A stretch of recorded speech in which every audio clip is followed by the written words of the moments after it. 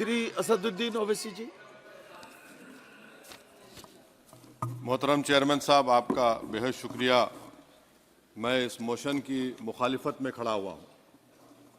Sir, मैं शुरुआत में हबीब जालिब का एक शेर पढ़ना चाहता हूँ। आप उर्दू जानते हैं और लॉ मिनिस्टर भी उर्दू जानते हैं। हबीब जालिब ने कहा था कि हुक्मरान हो गए कमीने लोग, खाक में मिल गए नगीने लोग, हर मुहिब वतन जलील हुआ, रात का फासला तवील हुआ, आमिरों के गीत जो गाते रहे वही नामो दाद पाते रहे, रहजनों ने रेजनी की थी, रहजनों ने रेजनी की थी, रहबरों ने भी क्या कमी की थी। सर, मैं अभी सुन रहा था हमारे शिंदे ग्रुप के शिवसेना के पार्टी लीडर अपनी तकरीर कह रहे थे। कहा कि 6 दिसंबर में जब बाबरी मस्जिद को शहीद किया जा रहा था तो उस वक्त के वजीर आजम नरसिम्हा राव पूजा कर रहे थे, आप ही ने कहा, और कहा कि वो डिस्टर्ब नहीं करना। तो ये बड़ा अजीब मौका है कि बीजेपी की ताईदी पार्टी ये कह रही है कि नरसिम्हा राव ने कहा कि मुझे डिस्टर्ब मत करो, मैं पूजा कर रहा हूं, और जिसने रथ यात्रा निकाला, इन दोनों को मोदी सरकार ने इस मुल्क का सबसे बड़ा सिविलियन अवार्ड दे दिया, सबसे बड़ा सिविलियन अवार्ड दे दिया। तो ये बताता है कि इंसाफ जिंदा है या जुल्म को बरकरार रखा जा रहा है। तीसरी बात यह है कि सर, इस ऐवान में सियासी पार्टियां आएंगी चले जाएंगी, आप आए मैं आया हम भी चले जाएंगे, मैं जमीन की गिजा बन जाऊंगा, ये ऐवान तो बाकी रहेगा।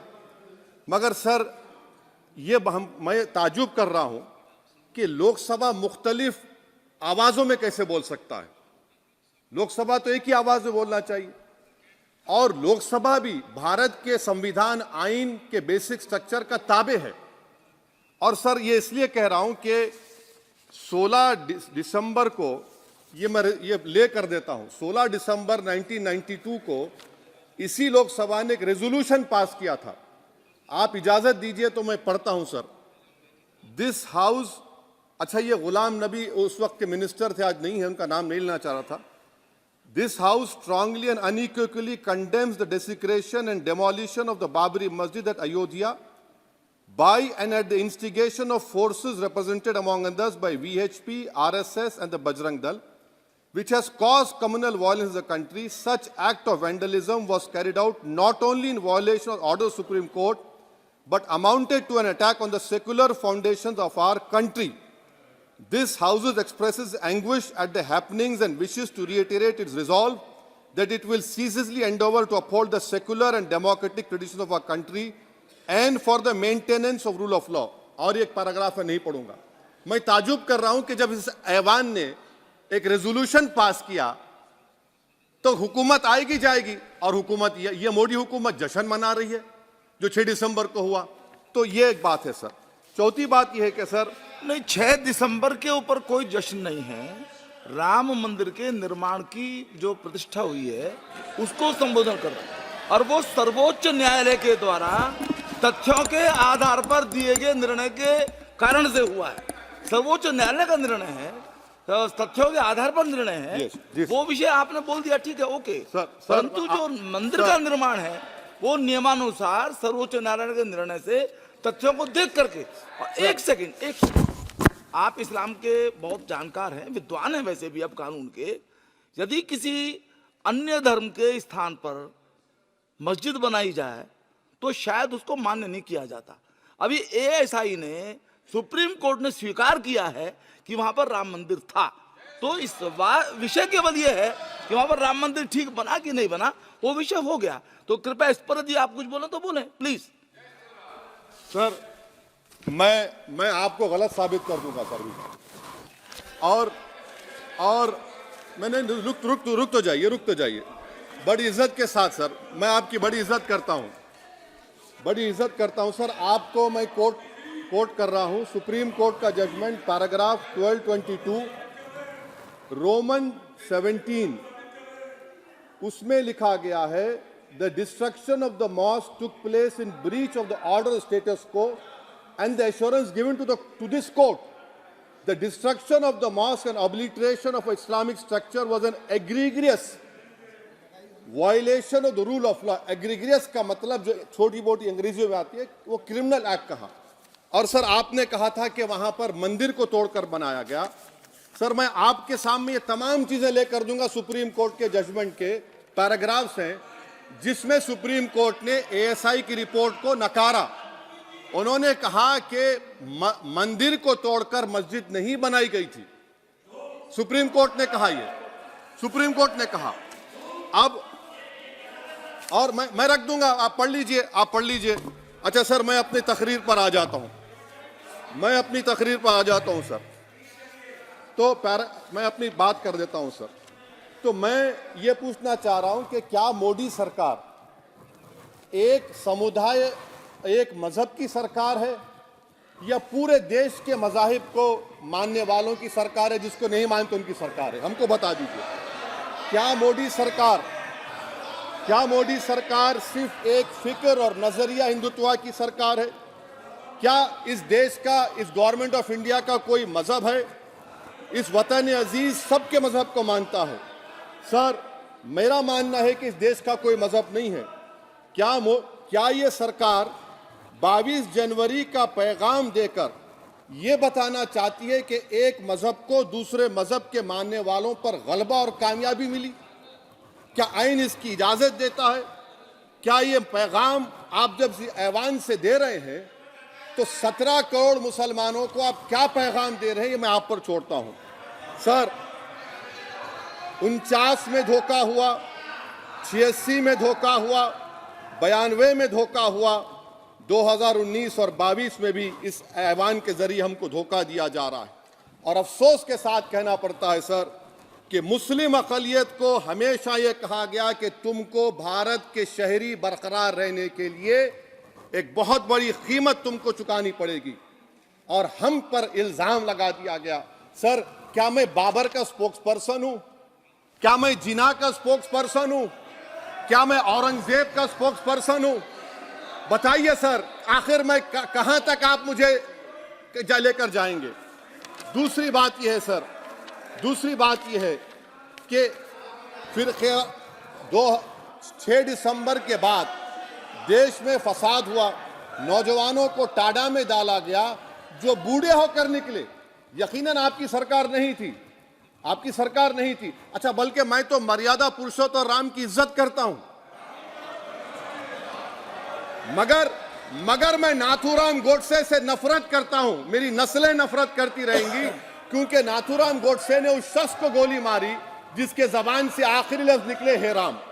सर छठी बात यह है कि 87 में मलियाना हाशिमपुरा हुआ, 83 में नेल्ली हुआ, 44 में जम्मू में नस्ल कशी हुई, 2022 में हल्दीवानी में कत्ल हुआ। इतने धोखे सबसे बड़े किसको दिए गए? असदुद्दीन ओवैसी को दिए गए। मगर फिर भी मुझसे ही कहा जाता है कि वफादारी को तुम साबित करो अपनी ओवैसी।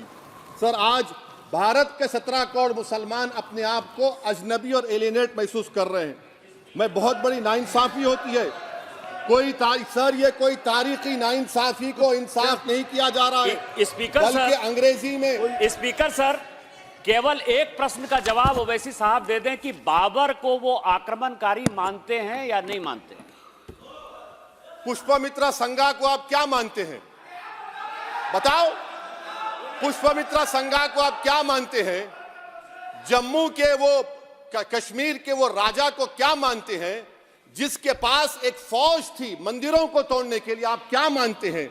यही तो मैं कह रहा हूं कि निशिकांत दुबे 47 में आजादी मिली, असदुद्दीन ओवैसी से बाबर की बात पूछ रहे हैं। तुम गांधी की बात पूछते, तुम बोस की बात पूछते, तुम जलियांवाला बाग की बात पूछते, तुम काला पानी में जो मुसलमान शहीद हो गए उनकी बात पूछते, मगर बाबर की बात पूछी जाती है। तो सर मैं आपको बता रहा था, खामखा डिस्टर्ब किए सर, मुझे मेरा वक्त ले लिए निशिकांत दुबे। सर मैं आपसे कह रहा था मोदी हुकूमत ये पैगाम दे रही है भारत के मुसलमानों को कि जान बचाना है या इंसाफ चाहते हो। मैं कह रहा हूं मैं भीख नहीं मांगूंगा, मैं इस नंगी तासुब को कबूल नहीं करूंगा। मैं दूसरे दर्जे के शहरी के मौक़िफ़ को कबूल नहीं करूंगा। मैं अपनी शनाख्त को नहीं मिटने दूंगा। अब मैं झूठी और दिल फरेब बातों पर हरगिज भरोसा नहीं करूंगा। मैं वो काम नहीं करूंगा जो बीजेपी और नाम निहाद सेकुलर पार्टियां चाहती हैं। मैं वो काम करूंगा जो आपको पसंद नहीं है, संविधान के दायरे में रहकर। सर, कंक्लूजन में मैं आपको बताना चाहता हूं कि आज इस देश को किसकी जरूरत है। इस देश को अयोध्या में, तारीख शायद नहीं पढ़ते होंगे, मौलाना अमीर अली कौन थे, पुजारी बाबा रामचरण दास कौन थे, अयोध्या के पुजारी थे। दोनों ने मिलकर अंग्रेजों के खिलाफ जंग लड़ी थी और दोनों ने, अंग्रेजों ने इनको गिरफ्तार किया और एक पेड़ पर मौलाना अमीर अली को और पुजारी रामचरण दास को फांसी दे दी गई। देश को इनकी जरूरत है। देश को शंभू प्रसाद, अचन खां, ये राजा देवी बख्श सिंह के फौज में थे, अंग्रेजों से मुकाबला किया। मुसलमान की लाश को जला दिया गया और शंभू प्रसाद को दफना दिया गया। इस देश को यह जरूरत है। देश को बाबा मोदी की जरूरत नहीं है। आज भारत को अयोध्या के मौलाना अमीर अली और रामचरण दास, अचन खान, शंभू खान की जरूरत है। सर, मैं अभी सुन रहा था ये नाम निहाद सेकुलर पार्टियों के बयानात को। क्या होता है सर, आप, खत्म कर रहा हूं, क्या होता है सर, जब काजी साहब गवाहों को लेकर दुल्हन के पास जाते कि तुमको निकाह कबूल है, तो दुल्हन शर्मा के खामोश बैठ जाती। तो इनकी खामोशी रजामंदी की अलामत है। जी जी। तो सर, मैं खत्म करने से पहले यह बताना चाह रहा हूं कि जब वजीर आजम जवाब देंगे तो क्या वो भारत के 140 करोड़ जनता के लिए जवाब देंगे या फिर सिर्फ हिंदुत्व की फिक्र रखने वालों का जवाब, मैं खत्म कर जवाब देंगे। मैं ये देश, दुनिया, मुसलमान देख रहा है। सर, मैं आपको ये भी बताना चाह रहा हूं, आखिर में कंक्लूड कर रहा हूं सर, 1 मिनट चाहिए, 1 मिनट चाहिए सर। सर, मेरा मानना यह है कि आज मैं बहैसियत एक भारत के गयूर मुसलमान के, let me stand as a tall Indian Muslim and say that the light of Indian democracy today is at its dimmest today, sir. Sir, in conclusion, मेरी फिक्र में, मेरा ईमान मुझे कहता है कि जिस जगह पर मस्जिद थी, है और रहेगी, बाबरी मस्जिद है और रहेगी। बाबरी मस्जिद जिंदाबाद, जिंदाबाद, भारत जिंदाबाद, जय हिंद। सबको जोड़ने की बात की जाए वो बेहतर है। जी।